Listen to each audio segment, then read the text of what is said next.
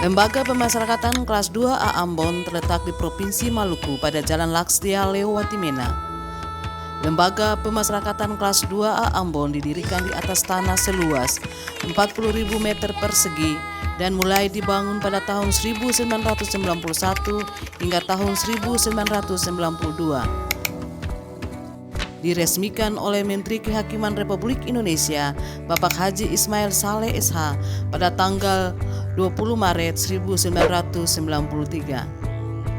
Sampai saat ini, jumlah keseluruhan pegawai Lembaga Pemasyarakatan Kelas 2A Ambon adalah berjumlah 96 orang. Area 1, Manajemen Perubahan. Manajemen perubahan telah disusun yang bertujuan untuk membuat perubahan secara sistematis tertuang dalam surat keputusan Kepala Lembaga Pemasyarakatan Kelas 2A Ambon.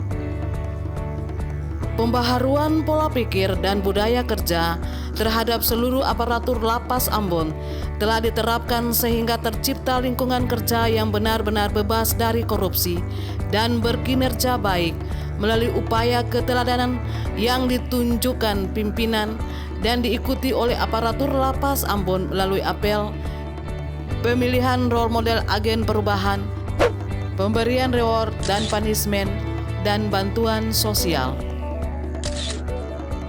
Area 2, Penataan Tata Laksana. Penataan tata laksana bertujuan untuk meningkatkan efisiensi dan efektivitas sistem dalam proses dan prosedur kerja yang jelas dan terukur, berupa pemasangan standar operasional prosedur mekanisme dan ketentuan di setiap layanan.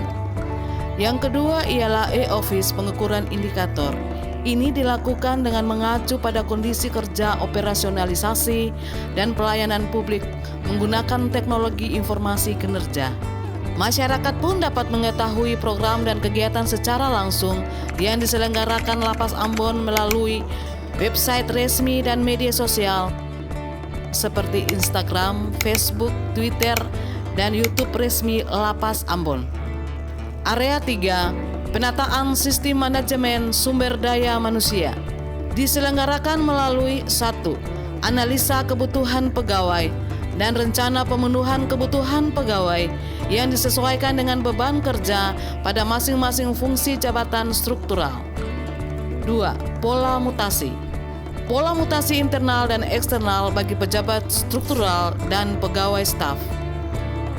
3. Pengembangan pegawai berbasis kompetensi berupa keikutsertaan pegawai dalam program Diklat dan BIMTEK untuk meningkatkan kapabilitas. 4. Penetapan kinerja individu ditetapkan sebagai sasaran kinerja pegawai menggunakan sistem informasi kepegawaian. 5. Penegakan hukum disiplin kode etik terhadap petugas yang melakukan pelanggaran disiplin. 6. Pemutakhiran sistem informasi kepegawaian. Area 4, Penguatan akuntabilitas meliputi keterlibatan pimpinan, laporan kinerja. Area 5, Penguatan pengawasan meliputi pengendalian gratifikasi, penerapan sistem pengendalian intern pemerintah, pengaduan masyarakat, whistle blowing system, penanganan benturan kepentingan. Area 6, peningkatan kualitas pelayanan publik diantaranya standar pelayanan, maklumat pelayanan, budaya pelayanan prima, dan indeks kepuasan masyarakat. Lapas Ambon memiliki fasilitas pelayanan dengan adanya 1. Koperasi. Semua aktivitas belanja warga binaan dilakukan pada koperasi Lapas Ambon. Fasilitas ini merupakan satu langkah antisipasi mencegah pungutan liar di dalam lapas. 2. Wartel Suspas. Sebagai sarana komunikasi bagi warga binaan, Lapas Ambon menyediakan warung telepon khusus pemasyarakatan yang dilengkapi dengan layanan video call. 3. Self-service. Memanfaatkan fitur aplikasi SDP, layanan self-service merupakan sebuah inovasi yang sangat diminati oleh warga binaan. 4. Senin Menyapa. Senin Menyapa yaitu berupa kegiatan dari tiap seksi mengunjungi blok binaannya sembari memberikan pengarahan dan penguatan bagi warga binaan pemasyarakatan. 5. Wisma Lanjut Usia yang dilengkapi dengan toilet yang sesuai dengan standar layanan.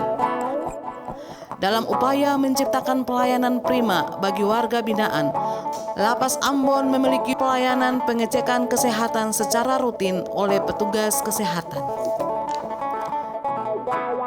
Lapas Ambon juga membangun fasilitas publik dengan adanya jalur khusus penyandang disabilitas, ruang ramah anak, ruang ibu menyusui, musola, dan toilet.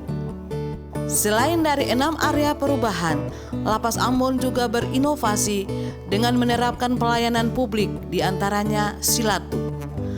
Lapas Ambon juga menyediakan inovasi layanan satu pintu atau Silatu, sehingga memudahkan keluarga warga binaan memperoleh informasi pengurusan integrasi PB, CB, dan CMB, informasi data narapidana, layanan pengaduan, pendaftaran layanan penitipan online untuk H-1, dan dokumen persyaratan izin luar biasa.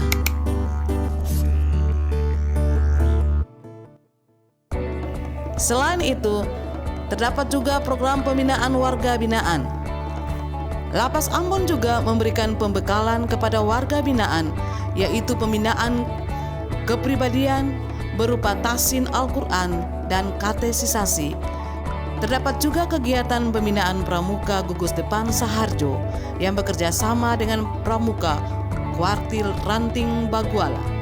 Lapas Ambon juga memberikan keterampilan kerja dan pelatihan terpadu untuk meningkatkan kemampuan untuk kembali kepada masyarakat berupa pembinaan kemandirian mebel manufaktur dan pertanian agrobisnis, serta kesenian berupa tim musik dan tarian daerah warga binaan yang ditampilkan pada beberapa event yang diselenggarakan.